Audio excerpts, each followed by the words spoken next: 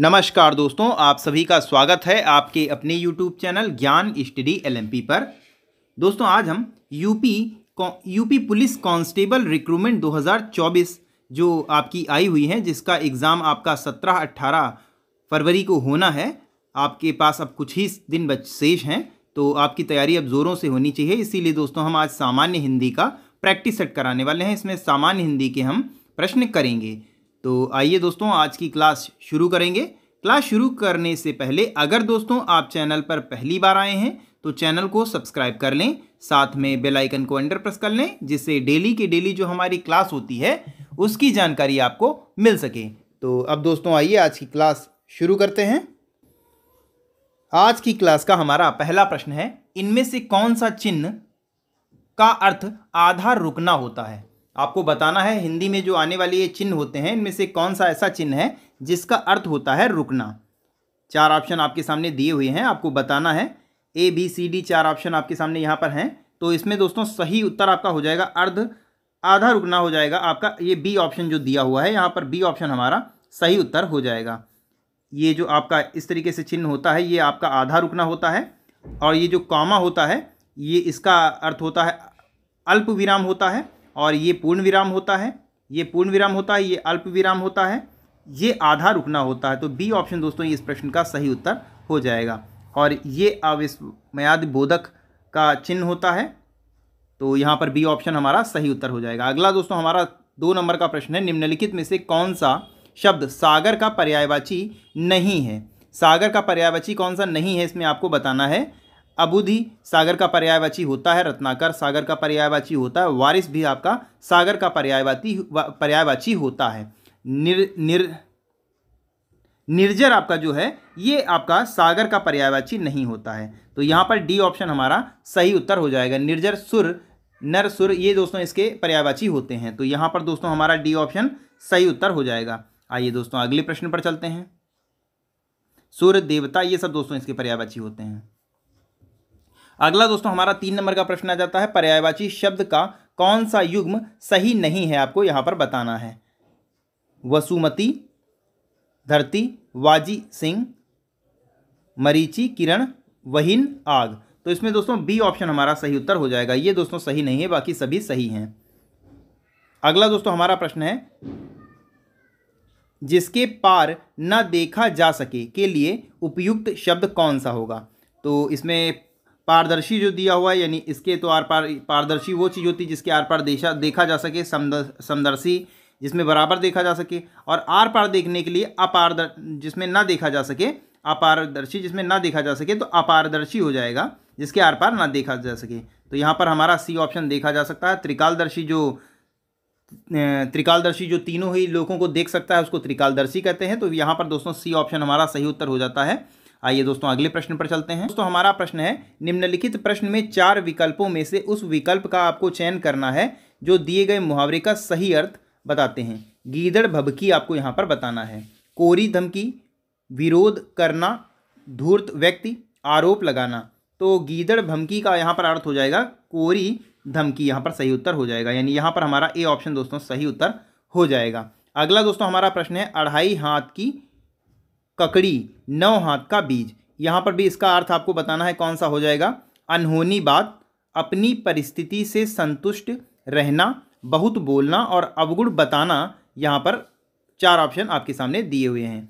तो इसमें दोस्तों 2.5 हाथ की ककड़ी 9 हाथ का बीज का आपका हो जाएगा अनहोनी बात के लिए, यहाँ पर ये सही एकदम हो जाएगा। तो ए ऑप्शन दोस्तों यहाँ पर भी हमारा सही उत्तर हो जाता है। आइए अगले प्रश्न पर चलते हैं। अगला दोस्तों हमारा प्रश्न आ जाता है, ध्वंस का विलोम शब्द आपको यहाँ पर बताना है। ध्वंस का विलोम शब्द कौन सा हो जाएगा। विध्वंस, निर्माण, विनाश, सृजन। तो ध्वंस यानी किसी चीज़ को नष्ट करना, तो निर्माण इसका दोस्तों सही उत्तर हो जाएगा। यानी यहाँ पर हमारा बी ऑप्शन दोस्तों सही उत्तर हो जाएगा। अगला दोस्तों प्रश्न है, निम्नलिखित में से अपयश का विलोम शब्द बताना है कौन सा है। यश का अपयश होता है, लेकिन यश यहाँ पर दिया नहीं है, तो सुयश जो दिया हुआ ये हमारा सही उत्तर हो जाएगा। ये यश का पर्यायवाची होता है, तो इसका विलोम शब्द, अपयश का विलोम शब्द सुयश हो जाएगा। तो यहाँ पर हमारा ए ऑप्शन दोस्तों सही उत्तर हो जाता है। आइए दोस्तों अगले प्रश्न पर चलते हैं। अगला दोस्तों अब हमारा 9 नंबर का प्रश्न आ जाता है, मीरा जोर जोर से हंसी। यह वाक्य किस क्रिया का समुचित उदाहरण है। अकर्मक, प्रेरणार्थक, द्विकर्मक, सकर्मक। तो ये दोस्तों इसका सही उत्तर हो जाएगा यहाँ पर अकर्मक हो जाएगा। यहाँ पर जिसमें क्रिया न दी हो वहाँ पर अकर्मक क्रिया होती है। अकर्मक क्रिया और सकर्मक क्रिया, अकर्मक जिसमें क्रिया न दी हो और सकर्मक जिसमें क्रिया दी हो। तो ए ऑप्शन यहाँ पर सही उत्तर हो जाएगा। अगला दोस्तों प्रश्न है, श्याम पेंसिल से लिखता है।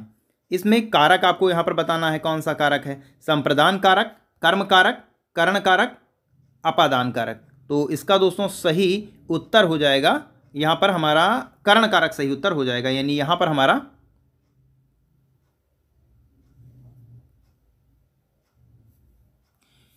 पर हमारा सी ऑप्शन दोस्तों सही उत्तर हो जाएगा।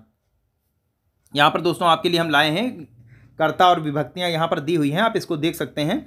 दिया हुआ है आपके कर्ता ने कर्म को करण से द्वारा, संप्रदान को के लिए, अपादान से, संबंध का की के रारी रे, अधिकरण में पर और संबोधन।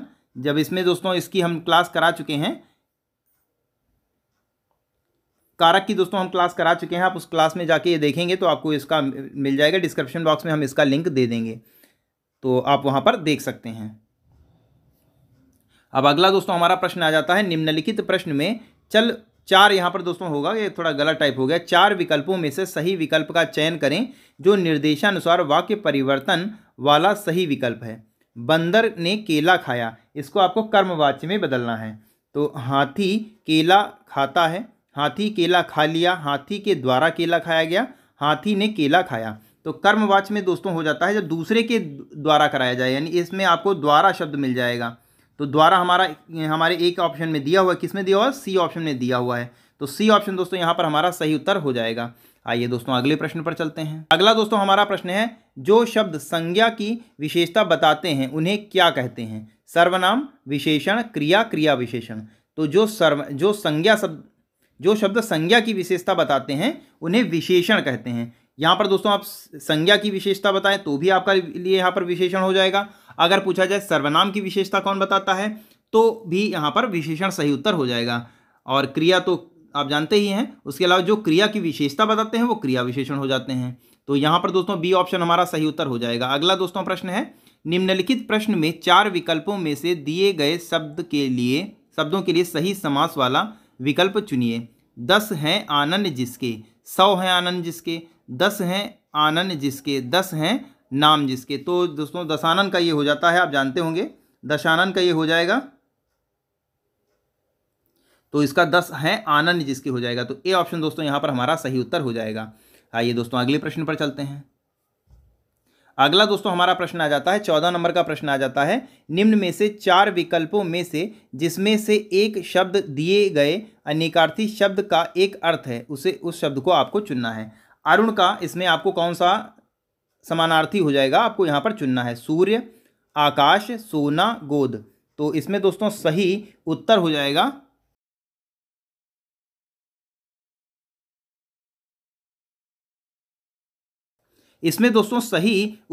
यहाँ पर सूर्य हमारा सही उत्तर हो जाएगा।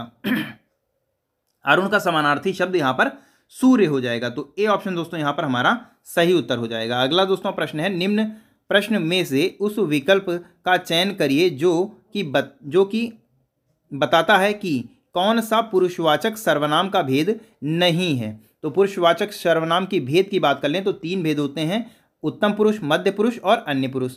तो इसमें दोस्तों अति उत्तम पुरुष हमारा सही उत्तर हो जाएगा। ये जो आपका है ये पुरुषवाचक सर्वनाम का भेद नहीं है। तो यहाँ पर सी ऑप्शन दोस्तों हमारा सही उत्तर हो जाएगा। आइए दोस्तों अगले प्रश्न पर चलेंगे।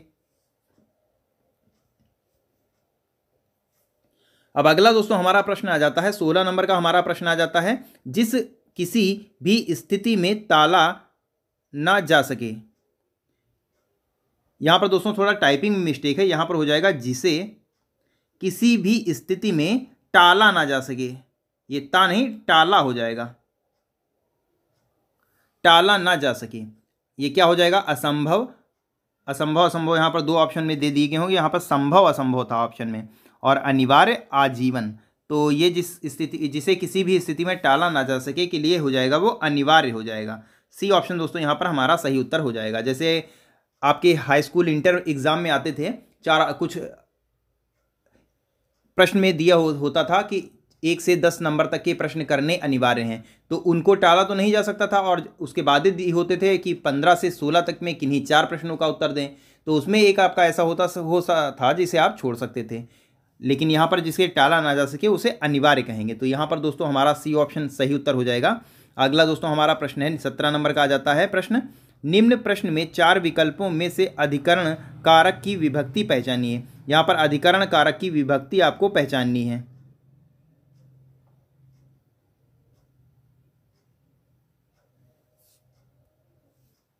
तो यहाँ पर अधिकरण कारक की विभक्ति अभी आप पीछे देख चुके हैं, में पर जो आ जाता है शब्द, यहाँ पर कॉमा लगेगा, में पर आपका सही उत्तर हो जाएगा। डी ऑप्शन यहाँ पर हमारा सही उत्तर हो जाएगा। आइए दोस्तों फिर से देख लेते हैं उसको।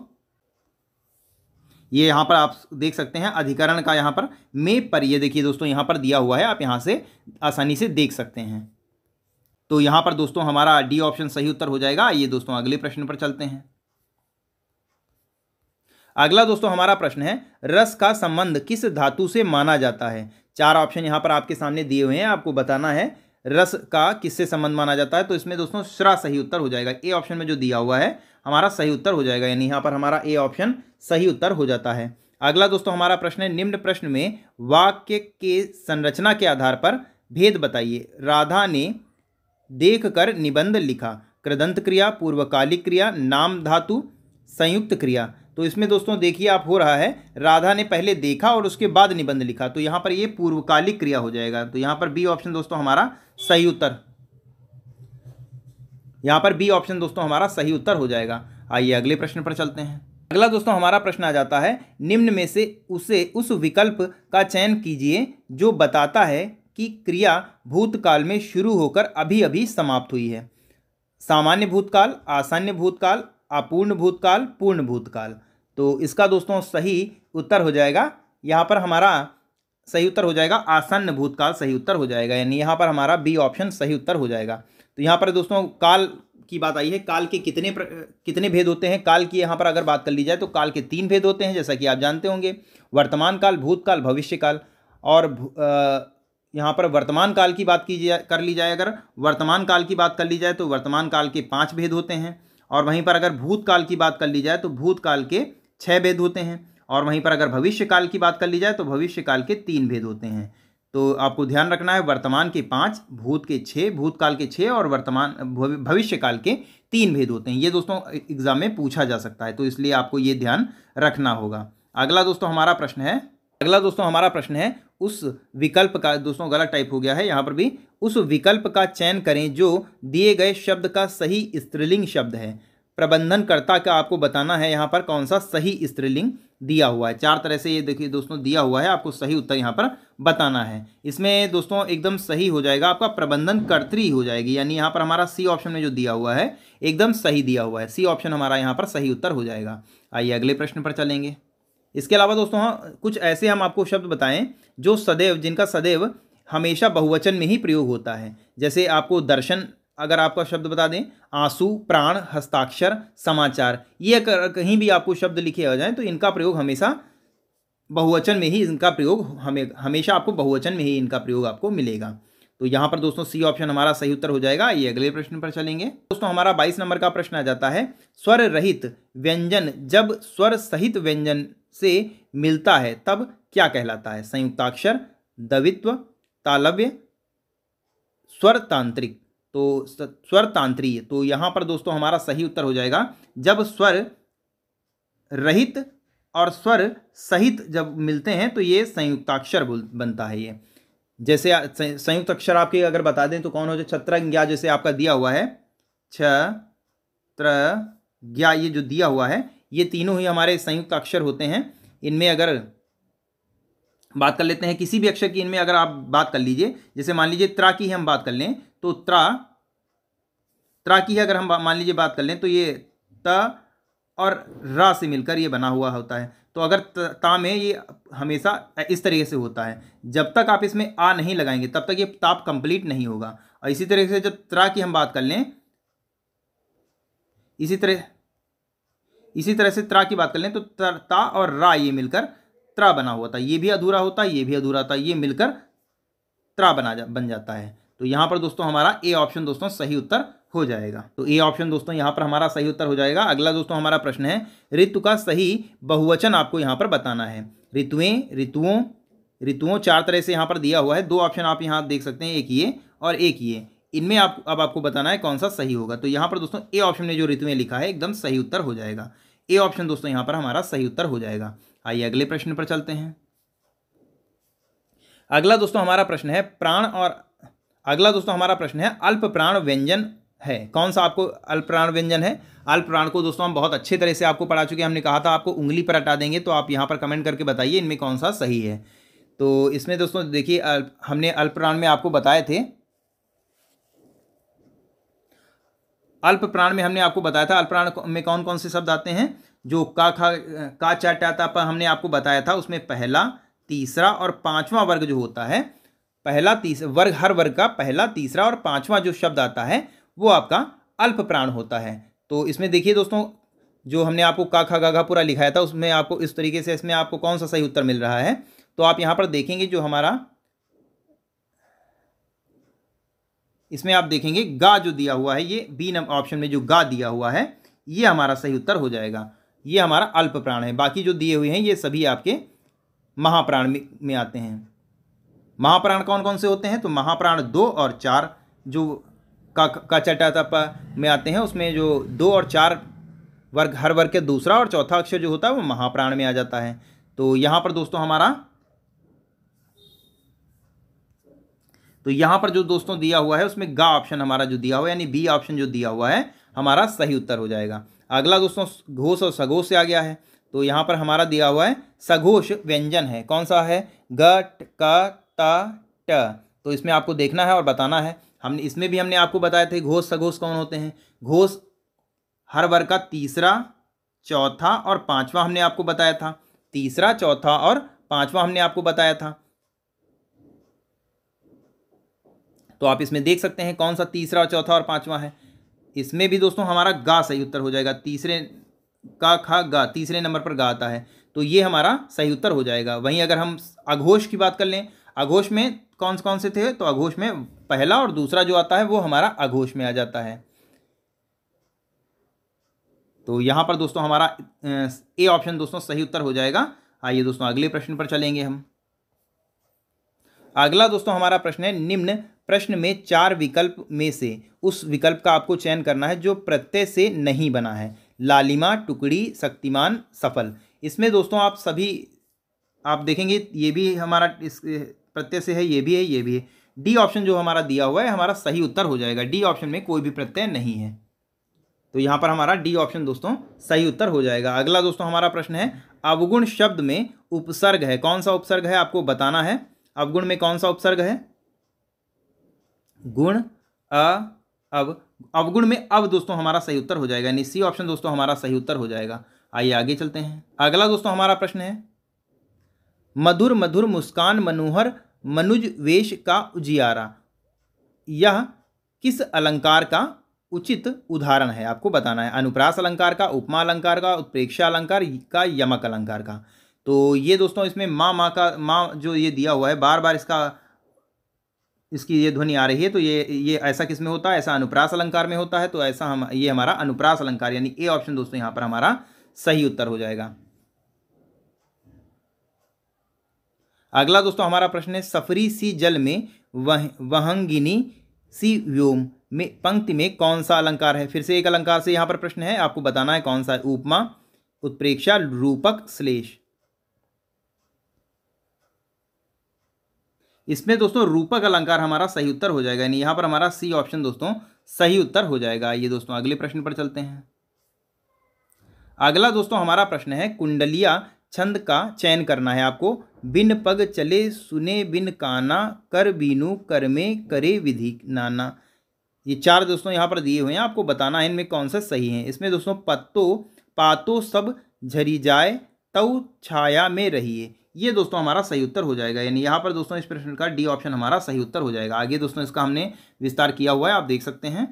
यहाँ पर आप देख सकते हैं, यहाँ पर हमने पाई लगा कर आपको समझाया है, ये देख सकते हैं आपको। कुल इसमें 13 प्लस 24 पाई हैं।